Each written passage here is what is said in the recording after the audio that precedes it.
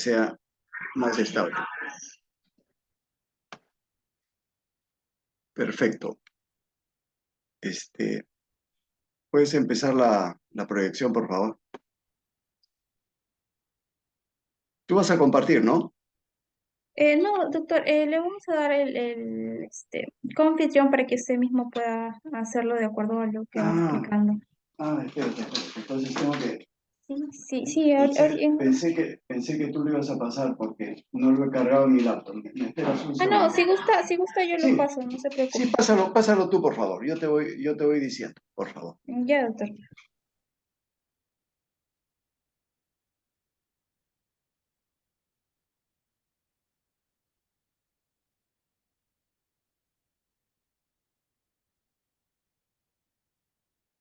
Ya, sí lo ven, doctor.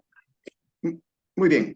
Entonces, vamos a conversar sobre los marcadores tumorales, ¿no? De manera general, voy a dar una visión amplia, voy a tratar de hacer una visión amplia, quizá muy somera de lo que son los marcadores tumorales, ¿no? Porque existen muchísimos marcadores tumorales y realmente la tecnología, el avance de la tecnología ha variado mucho los conceptos, ¿no?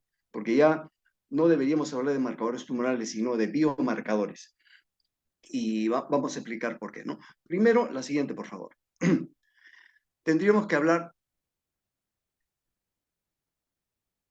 eh, tendríamos que hablar que ha habido realmente una explosión tecnológica, ¿no? No solamente en el área informático, telecomunicaciones, sino, fíjense que ya está determinado el genoma, ya se ha hecho clonación de animales y definitivamente cada vez la raza humana vive más, vivimos más, entonces el incremento de la prevalencia de cáncer es un problema realmente de salud. En un futuro cercano, y creo que estamos muy, muy cerca, ya 1 de cada 3 personas va a fallecer por cáncer, ¿no? Y desafortunadamente, pues debemos decir que eh, es muy poco probable, digamos, que frenemos al cáncer utilizando prevención primaria, ¿no? Esto solamente podría ser, digamos, con el cancerígeno, digamos, que más o menos el tabaco tiene unos 70 cancerígenos diferentes, ¿no? Respecto al cáncer de pulmón. Y otro ejemplo sería vacunas de PBH, ¿no? Para las niñas, para prevención de cáncer cervical. Esos serían solamente los 2 lugares, entre comillas, donde podríamos hacer prevención primaria. La siguiente, por favor. Fíjense, en Estados Unidos y en Argentina, ¿no? El cáncer ovárico es diagnosticado entre 70 y 75% como avanzado, en grado 3, 4. Fíjense el tamaño del problema. El tamaño del problema, me refiero al diagnóstico de cáncer. Por eso la siguiente, por favor. Este, Siempre es bueno hablar un poco de historia. Fíjense, el primer marcador tumoral lo describe Vance Jones, ¿no? La famosa proteína normal, ¿no? Él estaba viendo un paciente que tenía el diagnóstico de mollitis óseum, que no era otra cosa que un mieloma múltiple. Y mollitis óseum significaba o significa reblandecimiento óseo. Y él se dio cuenta, por alguna razón se le ocurrió calentar la orina y vio que la orina precipitaba con el calor. Y él postuló que esto se debía a una proteína que después se llama pues la famosa proteína de Vance-Jones, ¿no? Fíjense, en el año 1940 se describe la fosfatasa ácida. En 1960, premio Nobel para los que desarrollan el radioinmunoensayo, que sientan las bases, ¿no? Para el uso de anticuerpos para diagnóstico clínico y posteriormente para diagnóstico en patología, en anatomopatología. El principio de la unión antígeno-anticuerpo ha sido utilizada desde entonces y sigue siendo utilizada hasta la fecha, ¿no?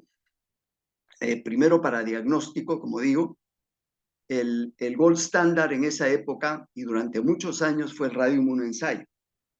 Pero rápidamente otras técnicas analíticas que no utilizan radiación ionizante, porque el radioimunensayo usa un marcador de yodo 123, ¿no? Durante mucho tiempo se ha hecho radioimunensayo, ahora ya nadie hace radioimunensayo, ¿no? Ha sido desplazado, pues, ¿no? Sobre todo por la automatización a la que ha sido sometida, por ejemplo, el principio de la electroquimioluminiscencia, ¿no? Que es lo que ha reemplazado prácticamente al radioimunensayo. En 1963 se describe el AFP, el CEA, luego anticuerpos monoclonales, y posteriormente se van desarrollando y van apareciendo diferentes marcadores, ¿no? El CA125 para ovario, PSA para cáncer de próstata, diferentes antígenos carbohidratos, o sea, los CEAs, ¿no? Y ya posteriormente aparecen en el 2001 los microarray, espectrometría de masas, que es muy importante. Esta es una herramienta diagnóstica muy poderosa, sobre todo para la identificación de isoformas de marcadores, ¿no? Y ahora estamos ya en la etapa de marcadores histológicos para determinar la expresión de checkpoints, que son estos puntos, inmunopuntos, ¿no? Que van a permitir la utilización de terapia dirigida, lo que ahora se llama terapia personalizada. Vamos a pasar ¿cómo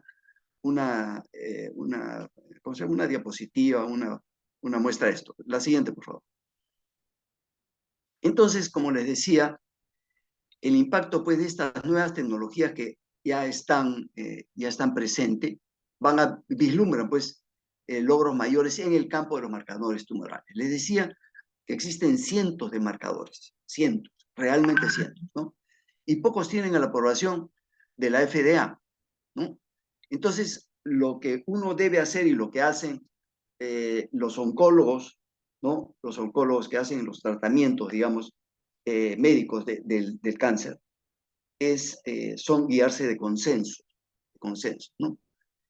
Y acá yo pongo algo que alguna vez leí, ¿no?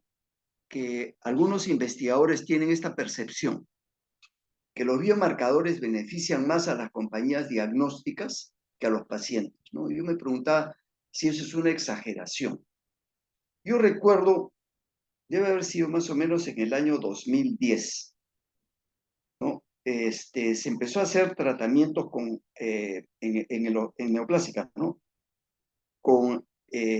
De manera personalizada con anticuerpos, ¿no? Bloqueantes de, de, de los mecanismos que utiliza el cáncer para evadir el sistema inmune. Y recuerdo mucho una presentación que hubo, ¿no? De un investigador, que era un peruano que vivía en Estados Unidos, ¿no?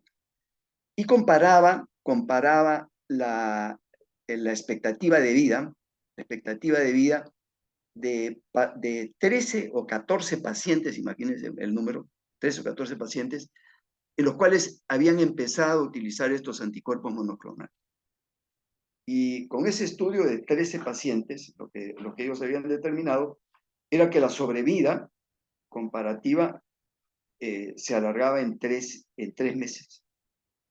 ¿No? Por eso quizá algunos piensan que estas nuevas terapias, claro, cuando son sobre todo utilizadas de manera indiscriminada y sin analizar bien el tipo de paciente que se va a beneficiar más, y para eso se utiliza actualmente los marcadores tumorales, es como se debe proceder. La siguiente, por favor. Entonces, definición. ¿Qué cosa es un marcador tumoral? Existen muchas definiciones de marcadores tumorales. Fíjense, Bombardieri en el 88 decía, señala distancia de la presencia de un tumor. Y algo que desorienta realmente es que, y eso se ve en la práctica clínica, que el marcador sérico o un marcador hecho, digamos, en un fluido, como podría ser un derrame pleural, no necesariamente expresa lo mismo o positividad o negatividad que el marcador histológico. O sea, yo puedo hacer, por ejemplo, CA15-3 en suero y sale alto, y yo hago el estudio inmunohistoquímico y el CA15-3 es negativo. A eso me refiero, ¿no? Y esa discordancia principalmente se debe al tipo de anticuerpos que uno utiliza cuando quiere hacer un radioinmunoensayo o cuando quiere hacer una inmunohistoquímica. Porque los anticuerpos son dirigidos contra diferentes epitopos, ¿no? Contra diferentes epitopos y tienen un marcador, digamos, un anticuerpo de unión, y luego tienen un revelador, ¿no? Que seguramente el doctor Rondeo les ha explicado el proceso de la inmunistoquímica, ¿no? Entonces, diferentes empresas utilizan diferentes anticuerpos para buscar un mismo o determinar la presencia de un mismo marcador. Algunos llaman a los marcadores oncoproteínas, otros marcadores asociados a tumores. La siguiente, por favor. Entonces, ¿qué cosa es un marcador? Un marcador tumoral. Es una sustancia que está presente en las células cancerosas, o a veces es una sustancia que se incrementa o se expresa, algo que se expresa como respuesta a una neoplasia, que no necesariamente es producida por la misma célula, ¿no? Ahora, uno tiene que tomar en cuenta que la gran parte de marcadores, ¿no?, tienen valores, entre comillas, normales, que son realmente valores referenciales, ¿no?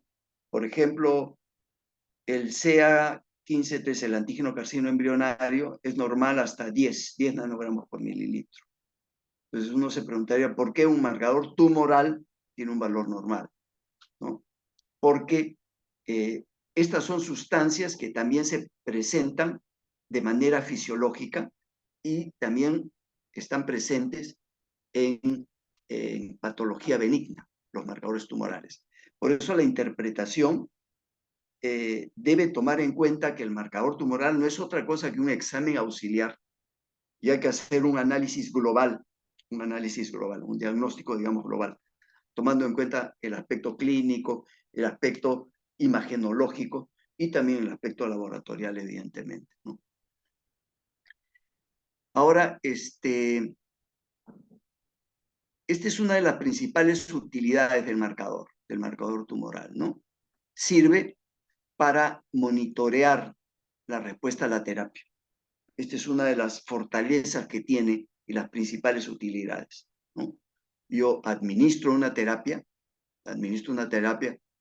el marcador está alto, le doy la quimioterapia, por ejemplo, y luego el marcador cae. Y yo utilizo ese mismo marcador para saber cuándo la enfermedad recidiva, porque antes que ocurra, digamos, la imagenología, que se puede detectar una lesión recidivante, ocurre el incremento sérico del marcador tumoral. Entonces, esta es la fortaleza que tiene el marcador tumoral para monitorear. La siguiente, por favor.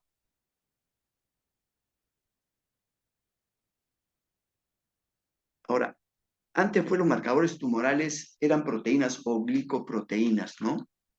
O quizá algunas sustancias que se producían, como digo, en mayores cantidades que las células normales. Las sustancias se pueden encontrar, o el marcador se puede encontrar principalmente en la sangre, en el suero realmente, ¿no? Pero también se la puede determinar en orina, en las heces, en el mismo tumor o en líquidos, o sea, en líquidos del cuerpo, entre comillas, ¿no? Por ejemplo, ascitis, un derrame pleural. Ahí también se puede buscar los marcadores tumorales. Pero actualmente cada vez se usan más los marcadores genómicos, ¿no? Por ejemplo, y me estoy refiriendo pues a las mutaciones de genes o patrones de expresión tumoral y otros cambios no genéticos del ADN que están en los tumores. Porque el diagnóstico y el manejo del cáncer ha ido avanzando conforme ha ido progresando, han ido progresando las diferentes ciencias, ¿no? La química, la bioquímica, el conocimiento del cáncer, de la biología, nos llevan ahora pues a hacer las terapias personalizadas, ¿no? Donde uno utiliza marcadores para saber qué tipo de tratamiento voy a dar, ¿no?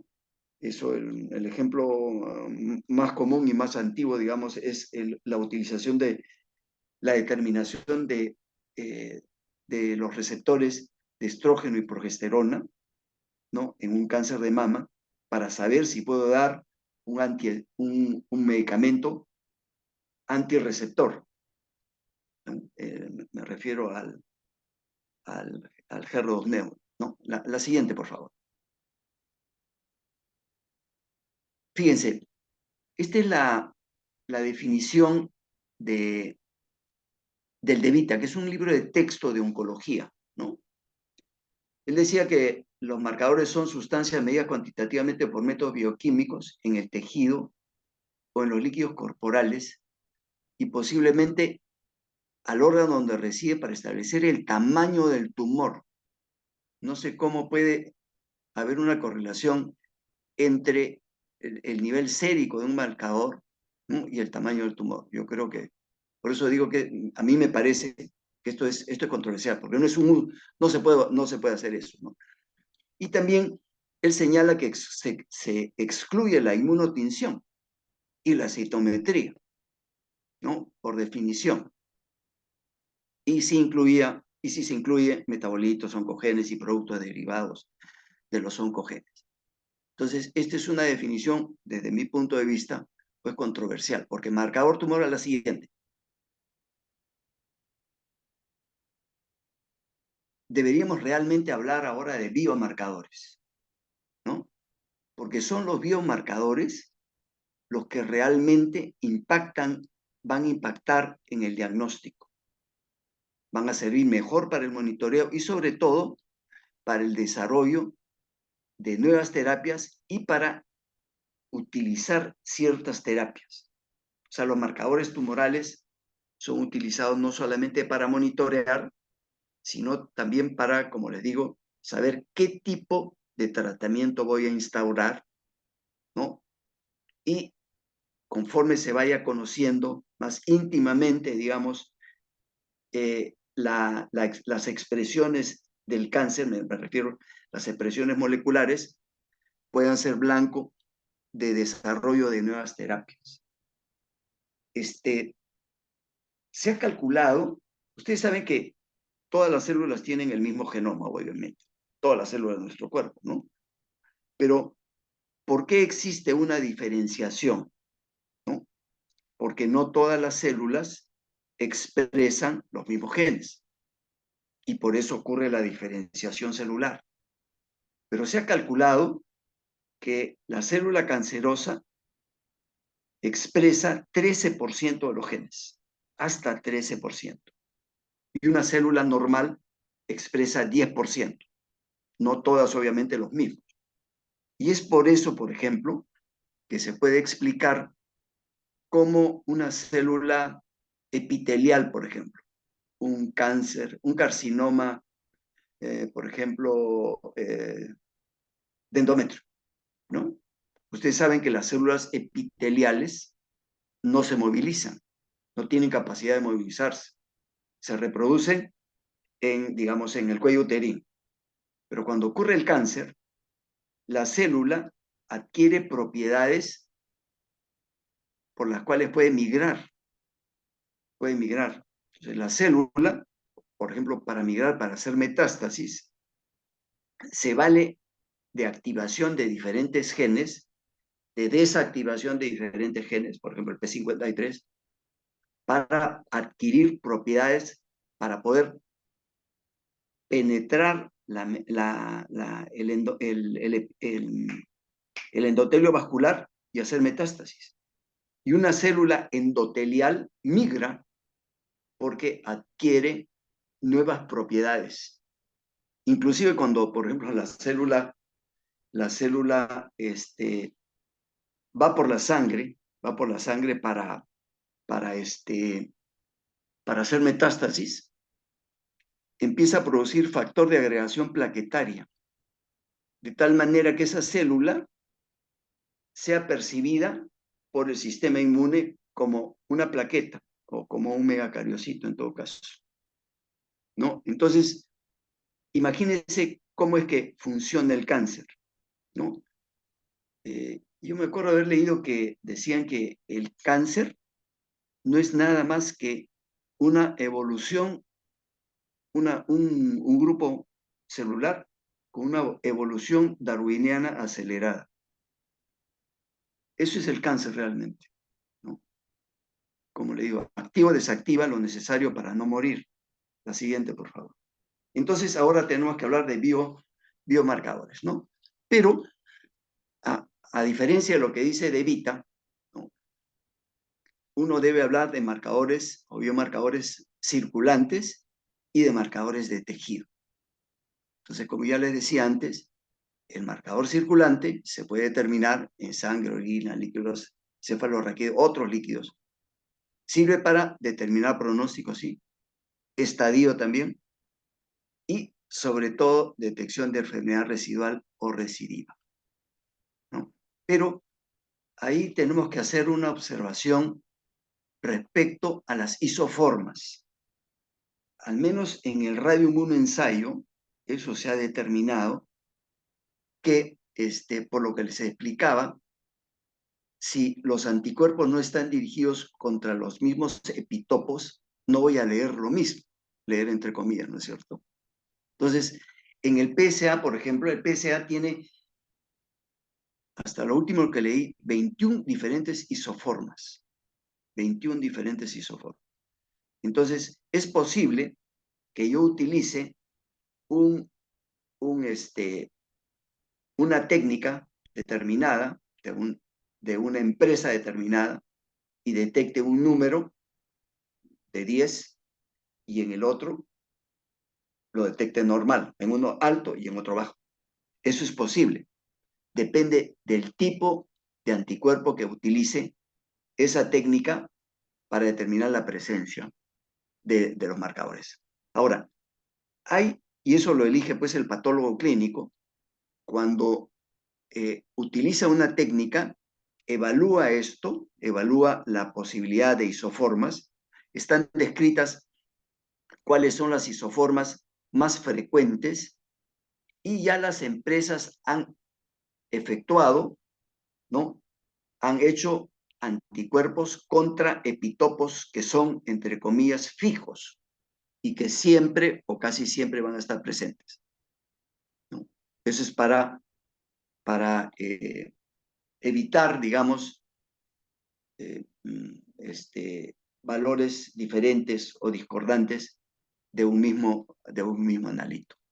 Y los marcadores de tejido, ¿no?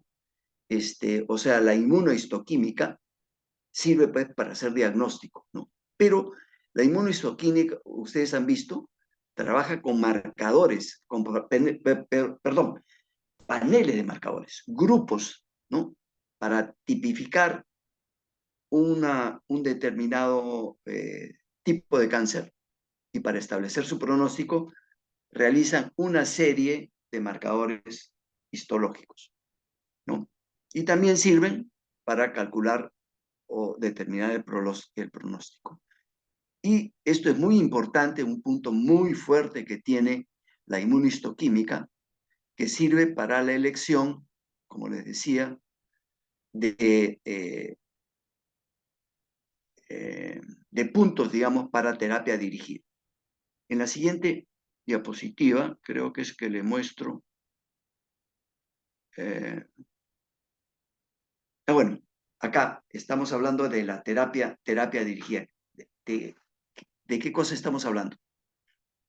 Estas son pues, pruebas genético-moleculares que lo que buscan es saber qué genes se están expresando.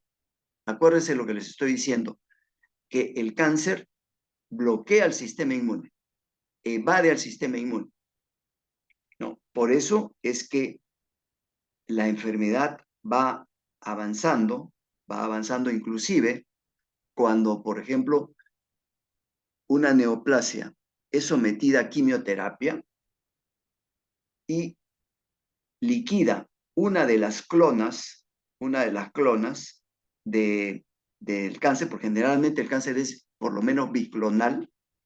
Yo con la quimioterapia liquido una clona y la otra clona generalmente es más agresiva porque resiste a la quimioterapia, ¿no? Por eso les hablaba yo de la evolución darwiniana acelerada, ¿no? O sea, viene la noxa, que para el tumor es la quimioterapia o la radioterapia, y las que sobreviven ya tienen forma de seguirse reproduciendo, ¿no? De continuar su mitosis.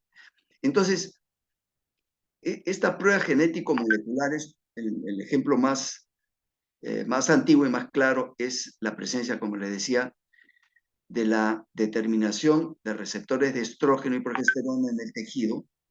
Otro, por ejemplo, determinar la función del gen del FGRF3 para cáncer de vejiga, o del PDL1. Esto es muy interesante, esto se está utilizando ahora bastante, porque sirve para determinar si no solamente, por ejemplo, la presencia del receptor de estrógeno y progesterona solamente se utiliza para cáncer de mama.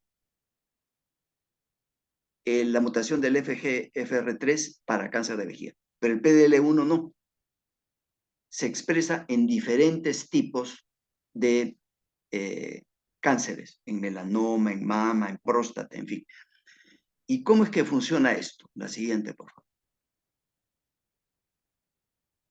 Mira, este es el principio. Ustedes saben que el sistema inmune tiene un sistema de regulación, de autorregulación.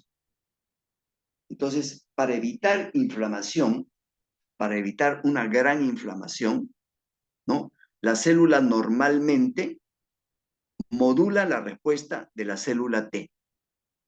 Esto ocurre normalmente. Entonces, pero ¿qué cosa? Perdón, no, normalmente. Lo que está mostrando en la parte superior, ¿no? Es lo que hace la célula tumoral. La célula tumoral, sabiendo, entre comillas, que la célula T, para, que el sistema inmune module la respuesta de la célula T, expresa un ligando, que es el PDL1. Entonces, la célula tumoral fabrica el PDL1 para que la célula T la reconozca como normal. O sea, la célula se acerca, la mira y dice, ah, ya tú eres célula normal, pero es una célula tumoral. Entonces, ¿cuál es esa terapia dirigida? Lo que se hace es, se produce anticuerpos dirigidos contra el PD1. El PD1, ¿no? De la célula T. Entonces, la célula utiliza otra manera de reconocer a la célula tumoral y la liquida. Este esquema, digamos, muestra el nivel en el cual están ahora, digamos, los biomarcadores. Y a esto se llama la famosa terapia dirigida o la famosa terapia personalizada. Acá estamos hablando de biomarcadores. Eso significa que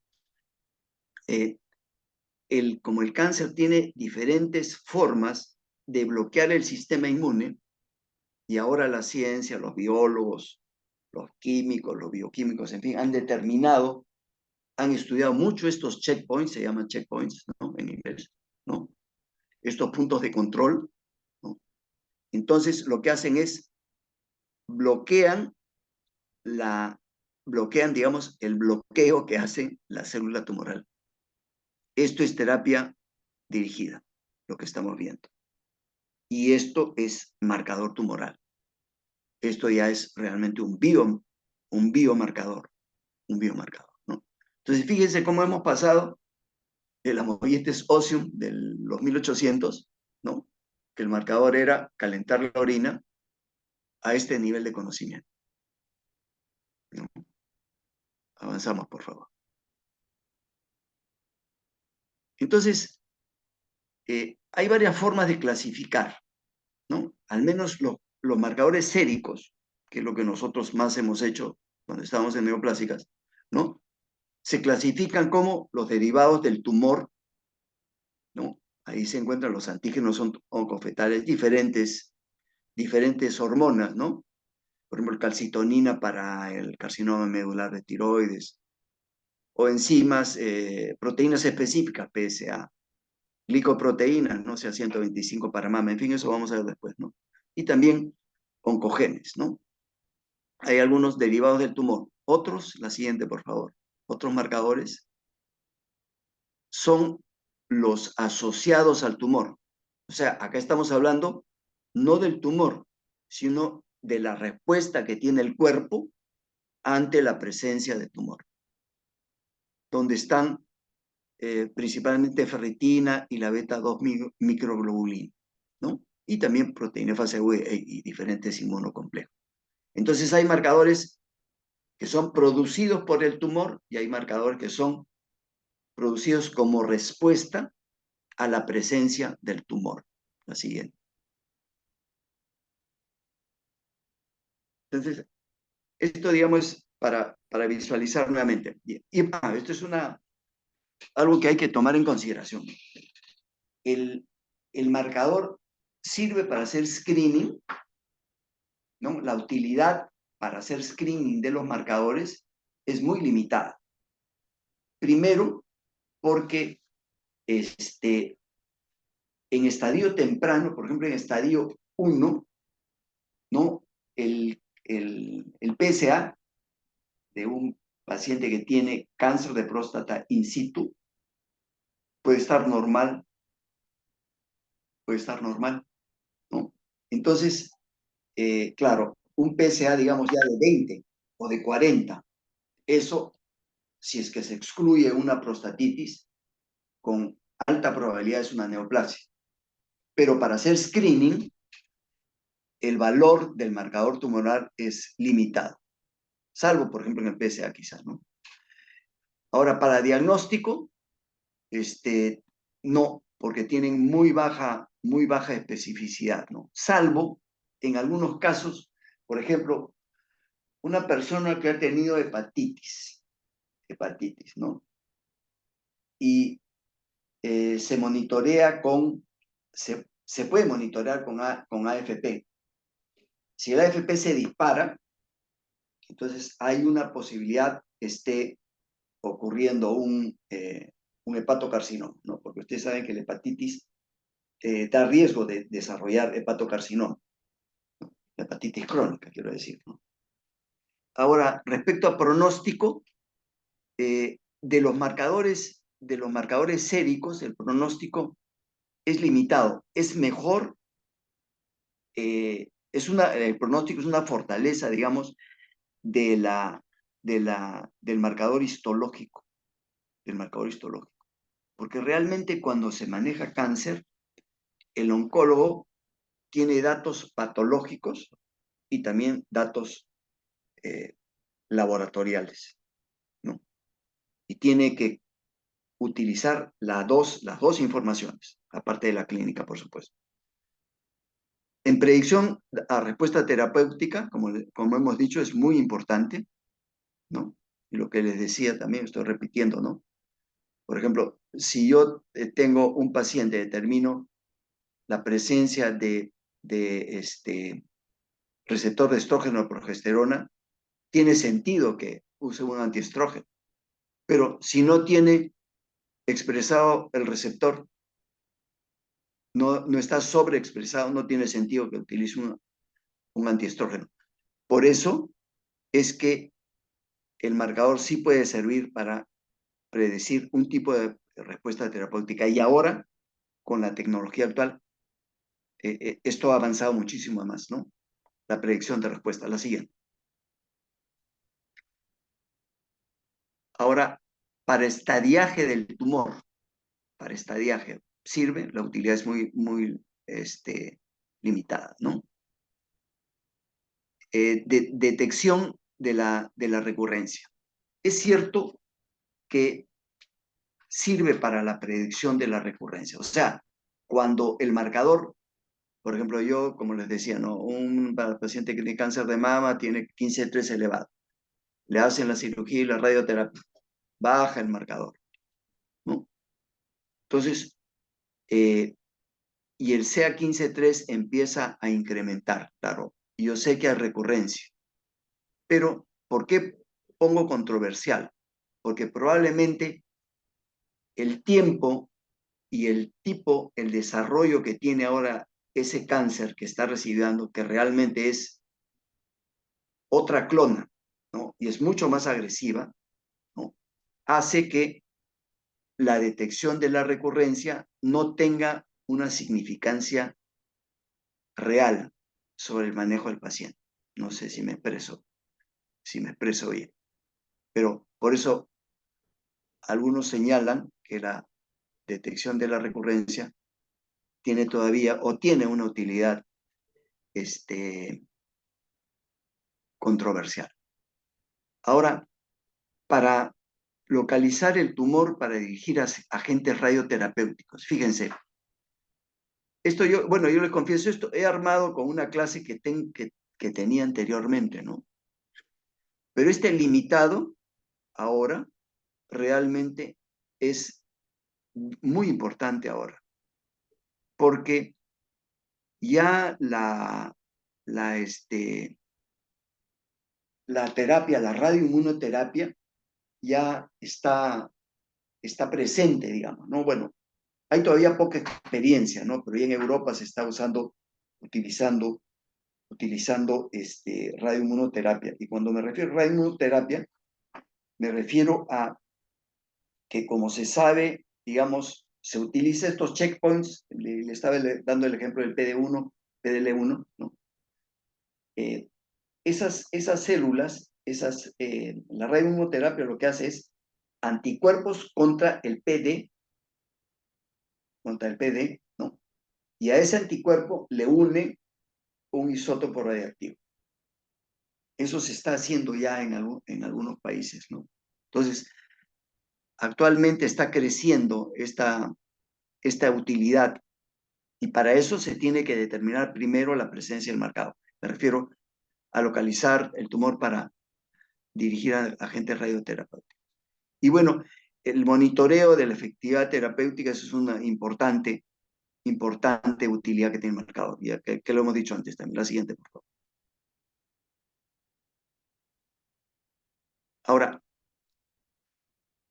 esto ya también les dije, ¿no? La calidad del inmunoensayo la confiere el anticuerpo. Y la marca que utilicen para la lectura no es de importancia primordial. O sea, cuando yo digo para la lectura, la marca para la lectura en el radioinmunoensayo es el yodo 123. En cambio, la quimioluminiscencia es un agente químico, es un revelador químico. O sea, en la quimioluminiscencia, la evidencia de la unión antígeno-anticuerpo, ¿no? Es la luminiscencia, la luminiscencia. Entonces, en el radioinmunoensayo yo mido, hay una cantidad de radiactividad presente que está en relación directa a la cantidad de marcador que hay. En cambio, en la quimioluminescencia no es la radiación, sino el nivel de luminiscencia. Es otra forma, digamos, de leer, otro revelador. Es lo mismo que el ELISA, otro revelador. ¿Mm? La siguiente, por favor. Ahora, esto es muy importante. Uno tiene que diferenciar cuando solicita un marcador. Existen dos tipos de sensibilidad. La sensibilidad analítica es la cantidad mínima dosable por el ensayo que ustedes eligen. O sea, toda metodología diagnóstica, toda metodología analítica diagnóstica tiene una sensibilidad analítica, un valor por encima del cual empieza a detectar el analito. Y otra cosa es la sensibilidad epidemiológica, que es la capacidad de detectar la sustancia, de detectar el marcador. Y eso es realmente detectar los verdaderos positivos. Esa es la diferencia de la sensibilidad, ¿no? En cambio, la especificidad, la analítica, está dada por cuánta interferencia o cuál es el grado de interferencia que pueda ocurrir con la presencia de otras muestras, de otras sustancias en la misma muestra. Me explico. Hay algunos marcadores, digamos, algunos marcadores que, que la determinación de algunos marcadores se ve, por ejemplo, alterada cuando existe un nivel alto de bilirrubina, ¿no? Entonces, hay algunos elementos adicionales en la sangre que pueden alterar la especificidad, o sea, la capacidad de lectura, ¿no? Y al igual que la sensibilidad epidemiológica, la sensibilidad, la especificidad, perdón, epidemiológica determina la capacidad que tiene el ensayo que ustedes elijan para ver el verdadero negativo. La siguiente. Este es otro concepto, y este concepto solamente se ve en los inmunoensayos de tipo sándwich, ¿no? O sea, el sándwich no tengo una foto de eso, ¿no? Pero imagínense un antígeno, una proteína. Entonces hay un anticuerpo que lo fija y hay un anticuerpo que lo revela.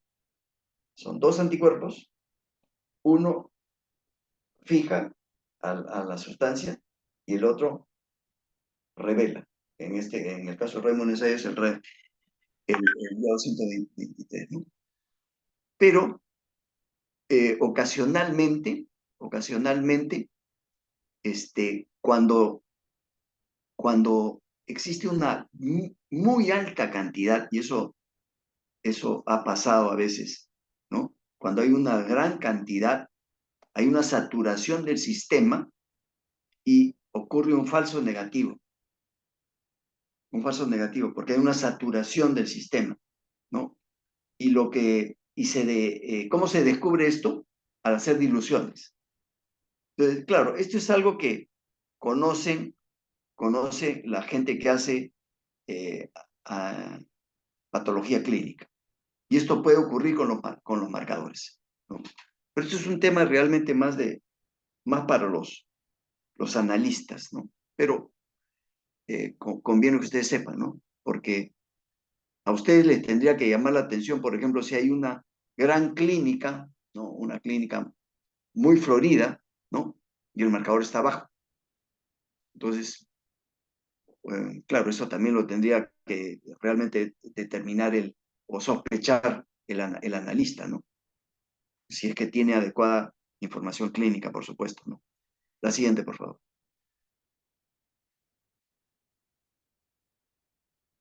Entonces, por lo que les digo, pues no es tan simple como decir, no, marcador positivo hay tumor y marcador negativo no existe tumor, ¿no? Porque hay mucha responsabilidad cuando uno hace estas técnicas, ¿no? Estas técnicas analíticas, ¿no? Porque hay que relacionarla, como siempre, como le vengo diciendo, con los eventos o aspectos clínicos. La siguiente, por favor.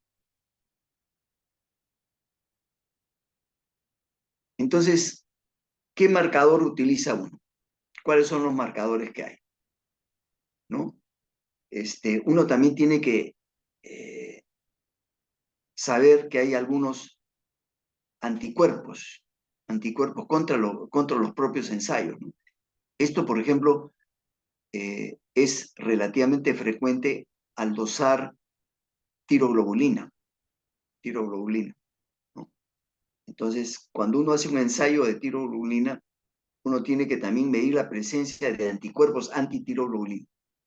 Este es uno de los pocos marcadores que requiere 2 ensayos a la vez, digamos, ¿no? Y también hay que saber cuáles son los falsos positivos. La siguiente, por favor.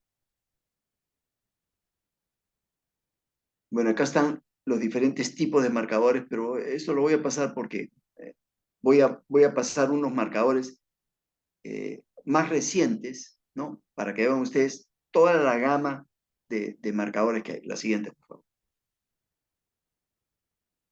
Fíjense, estos son marcadores también séricos, ¿no?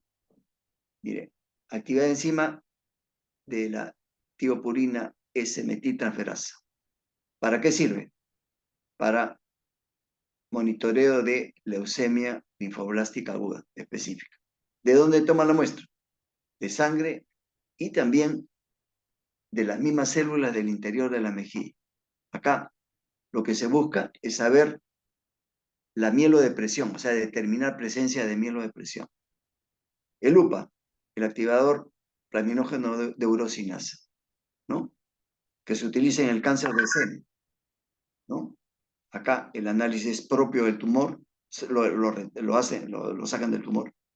Esto es para determinar la malignidad, o sea, realmente el pronóstico, ¿no? O sea, las características propias de ese tipo de cáncer, ¿no? Ese tipo el cáncer que tiene esa persona. O sea, acá eso se utiliza también, para eso uno utiliza la inmunohistoquímica, obviamente. La siguiente. Bueno, alfa-fetoproteína, que es uno común, HER2-neo, también para cáncer de seno, ovario, ¿no? Para saber si uno va a utilizar el Herceptin, que es para tratar este tipo de tumores, ¿no? Este es un marcador o biomarcador para saber qué tipo de cáncer uso, qué anticancerígeno uso, perdón. La siguiente. Ahora ya hay sets también de, de marcadores, pero que yo sepa, estos no están implementados, al menos en la práctica, digamos, en los hospitales. ¿No? Hasta lo que yo sé, no están. Fíjense, por ejemplo, este Polaris estudia 46 genes a la vez, ¿no? Para hacer el pronóstico del cáncer de próstata. 46 genes a la vez. Y para acá utilizan los microarrays. O sea, ya no técnicas solamente para determinar, por ejemplo, AFP, o sea, 125, ¿no? O ferritin. Acá son 46 diferentes genes o expresión de genes a la vez. El Oncotype, 17 genes a la vez. El MammaPrint, 70 genes a la vez. ¿No? La siguiente, por favor. El ARN mensajero del PCA3 para próstata, la calcitonina para el medular de tiroides, ¿no? Las catecolaminas, ¿no? El ácido vanilil mandélico para neuroblastoma, en fin, hay decenas, centenas realmente de marcadores tumorales.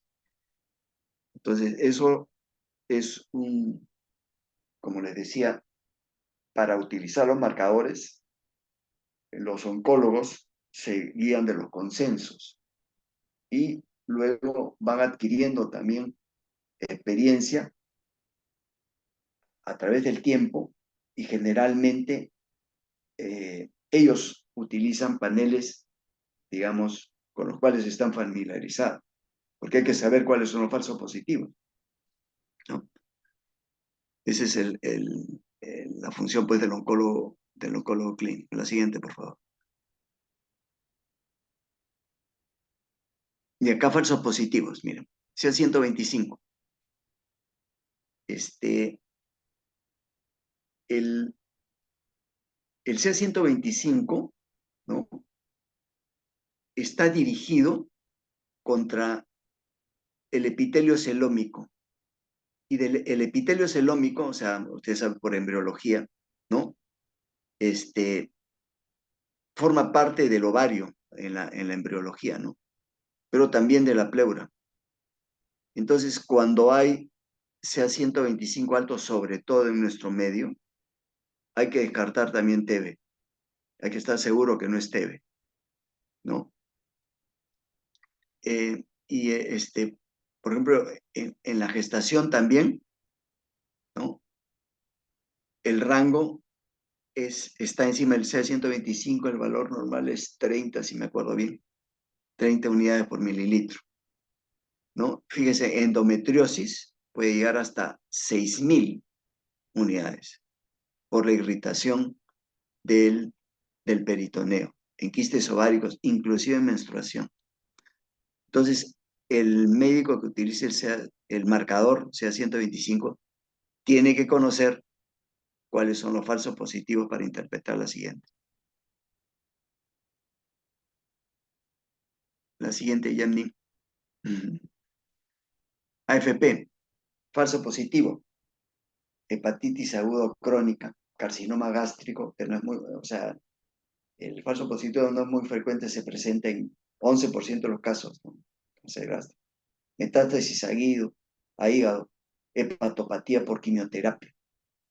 La siguiente, todo falso positivo. SEA, tabaquismo, cirrosis. El SEA el valor normal es 5, pero para fumadores es 10, ¿no? También cirrosis puede aumentar, colitis ulcerativa en EPOC. La siguiente, falsos positivos. HCG, en hipogonadismo primario por reacción cruzada con el LH. Pues el anticuerpo que determina presencia de HCG se puede, entre comillas, confundir con el LH, con el nivel de LH.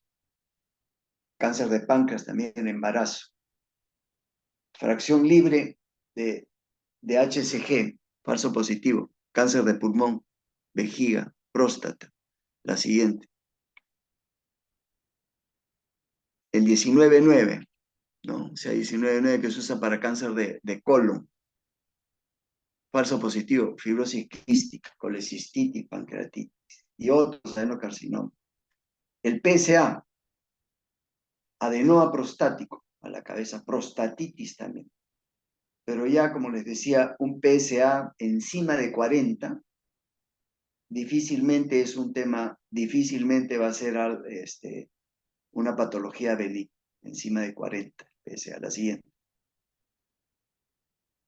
15-3, la siguiente.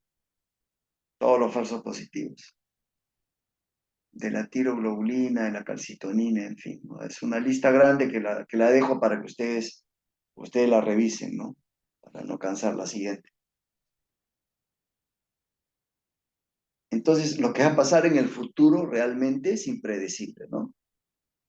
Y que yo seguramente no lo voy a ver, y yo estoy seguro que ustedes sí lo van a ver, la siguiente, porque ya en este momento se están usando, como les decía, los microarray, o sea, estos multi-análisis de marcadores, que antes, cuando yo hacía la clase, antes hablaba del futuro, el futuro está ya ahora, porque ya se está usando microarray, ya se desarrollan diferentes ensayos, ¿no? Acuérdese del el MamaPrint, todos estos que determinan 17, 7, 70 genes a la vez.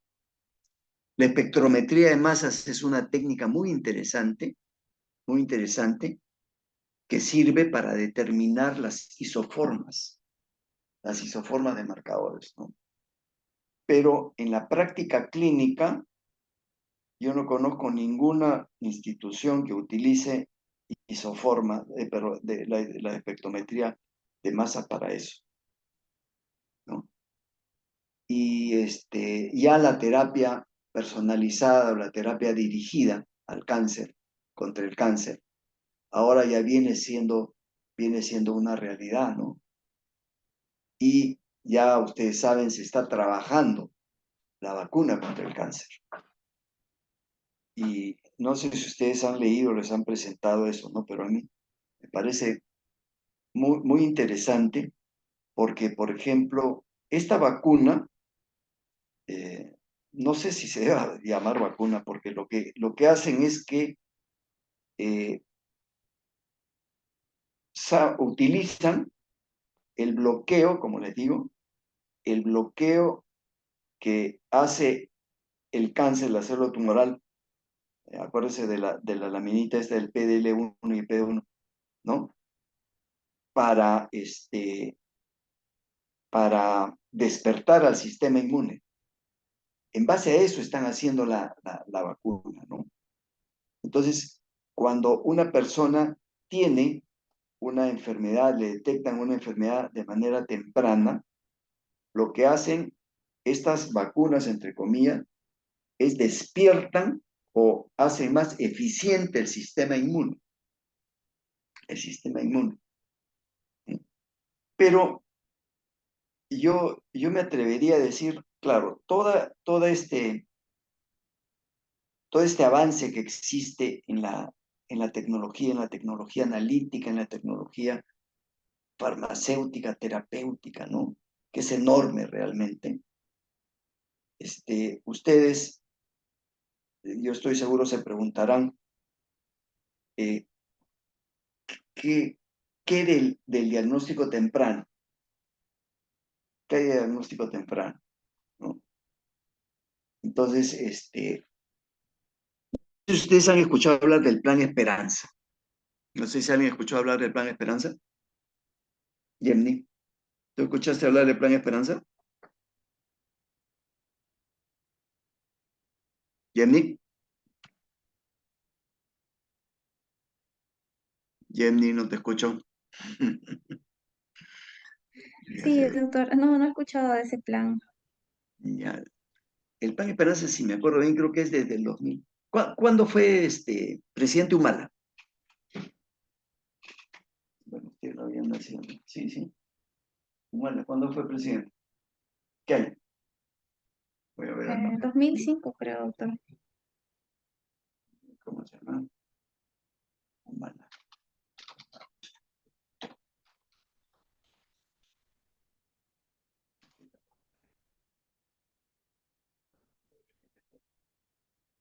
De 2011 al 2016. Ya, 11. Él llegó e implementó el Plan Esperanza. ¿Qué cosa fue el Plan Esperanza? Era un proyecto piloto para diagnosticar los 4 cánceres más frecuentes. O sea, nosotros, el cáncer más frecuente en mujeres en nuestro país es cáncer de cervix.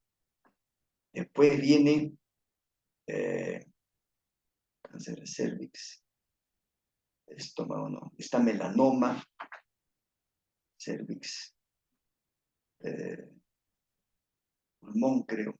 Bueno, lo que él hizo es, vamos a diagnosticar los 4 cánceres más frecuentes. ¿Qué elementos diagnósticos tenemos? ¿Por qué?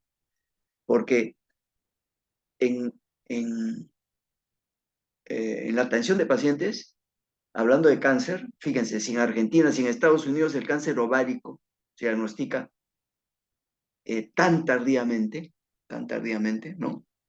Entonces, eso lo hicieron en el INEN, un ex residente del INEN hizo ese plan. Entonces, el porcentaje de diagnóstico en estadio 1, que es, ustedes saben ya, curativo, ¿no? Si yo detecto cáncer en estadio 1, lo opero al paciente y listo, se acabó el cáncer, ¿no? Era casi prácticamente cero. Y la mayoría de cánceres se diagnosticaban en estadio 3, 4, donde el paciente en 3 va a ir quizá a alguna cirugía de rescate y después quimio y radioterapia. Y 4, quimio o radioterapia o quimio y radioterapia. Y él haciendo diagnóstico con colposcopía, mamografía, examen clínico, ¿no? Detectaron, me acuerdo, en el primer año, si me acuerdo bien, 30% de pacientes en estadio 1. solamente cáncer, eso por chequear, ¿eh? Les doy para que vean cuánto se puede diagnosticar de manera temprana y curativa, 30, ¿no? Entonces, ¿a qué me refiero? Que está bien que exista tanto avance, digamos, en cuanto al manejo, a determinar bien el tipo de terapia. Eso está bien, ¿no? Pero quizá en nuestro país lo que debería ser más, debería centrarse más, es el diagnóstico temprano.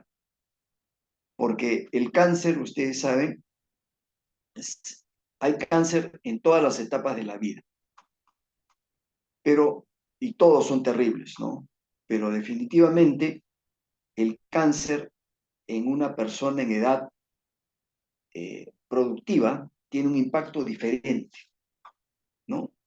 Y no sé si estén de acuerdo con lo que yo voy a manifestar.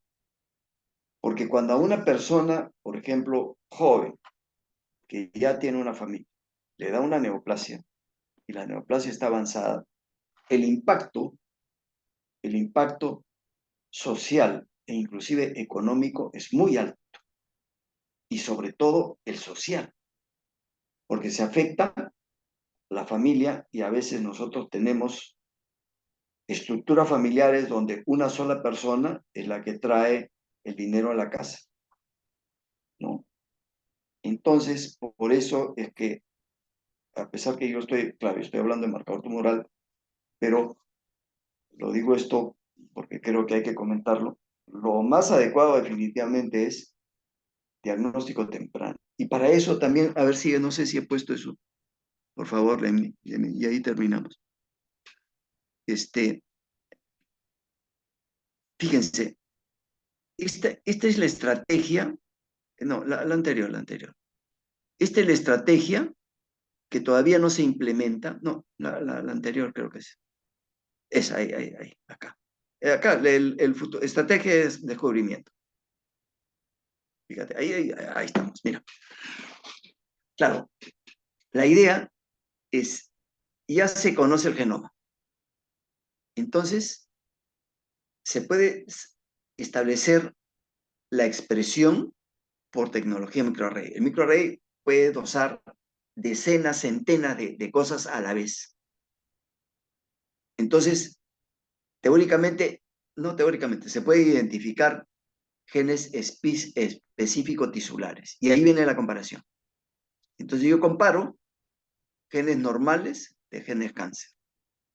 Y estos son los genes que a mí me ayudan a evaluar y definir qué genes a través del uso de esta tecnología de microarray puedo utilizar yo para hacer screening. O sea, eh, hay pocas sustancias y en eso se está trabajando mucho para ver cuándo es que empieza el cáncer, qué sustancia, qué marcador es más temprano, digamos. Pero son marcadores que no van seguramente no van a ser séricos, sino van a ser específicos tisulares, o sea, expresión de genes, o expresión, sobreexpresión o inhibición. Esto permitiría, y seguramente va a pasar en el futuro, hacer con un solo examen, yo diagnostico y puedo saber si es que va a aparecer el cáncer. Porque ustedes saben cuánto tiempo demora, y no sé cómo han calculado eso, pero está escrito, desde una célula hasta la etapa clínica, desde el primer célula normal hasta anormal hasta la etapa crítica, en promedio 7 años. Así de tiempo, ese es el tiempo que demora en volverse un cáncer ya, ¿no? Entonces, esto es el futuro, ¿no? Pero hasta eso, yo los invito, digamos, a que vean ese plan Esperanza. Porque ustedes son médicos, ¿no? Y el cáncer es un problema de salud pública. Ya ahora, si mal no me acuerdo, inclusive la, la tasa de mortalidad por cáncer es prácticamente la misma si uno suma eventos cardiovasculares, ¿no? Eventos, accidentes cerebrovasculares, accidentes cardíacos, o sea, enfermedad coronaria, ¿no? Hay mucho cáncer, hay mucho cáncer, ¿no? Entonces, yo creo que a eso debería apuntar, pero el Plan Esperanza fue desactivado, imagínense, fue desactivado, ¿no? A pesar, a pesar del gran resultado que tuvo, ¿no? Porque a esa gente que se le detectó tempranamente, esa gente iba a curación, porque la única curación, la, la- la cirugía es curativa. A mí me Doctor, detectan, ¿no? doctor, ¿Perdón? doctor, disculpe que lo interrumpa. Su Sí. tiempo terminó hace 20 minutos. No sé si podría darse prisita, por No, favor. no, Es no, que ya, el ya ponente acabamos. está esperando. No, ya, ya, Gracias. ya terminamos. Disculpen, más bien que me haya extendido. Bueno, pero le dejo esto para que lo revisen, si quieren, ¿no?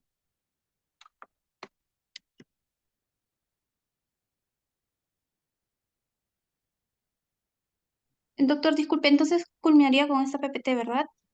Sí, sí, sí, sí, sí, sí. Solamente Eh, quería hablar de lo del Plan Esperanza, sí. Sí, doctor. Sí. Doctor, más bien de parte del curso estamos bastante agradecidos con usted y esperamos contar con su participación en alguna próxima oportunidad, ¿no? Porque el Ya, curso va a continuar como tal. ya, claro que sí, Y yo cuando por hay gusto. interno, sí, por interno le voy a estar haciendo llegar un certificado de participación agradeciéndole. Ah, Este, gracias, gracias. sí, en todo caso, si es que habrían dudas de los chicos, ya por interno, no sé si le podría hacer llegar. Y por supuesto, claro que sí. Muy Sí, amable. sí. Gracias, doctor. Muchas Hasta gracias luego. muy bien por Buenas su noches. participación. Gracias. Gracias. Hasta Hasta luego. luego.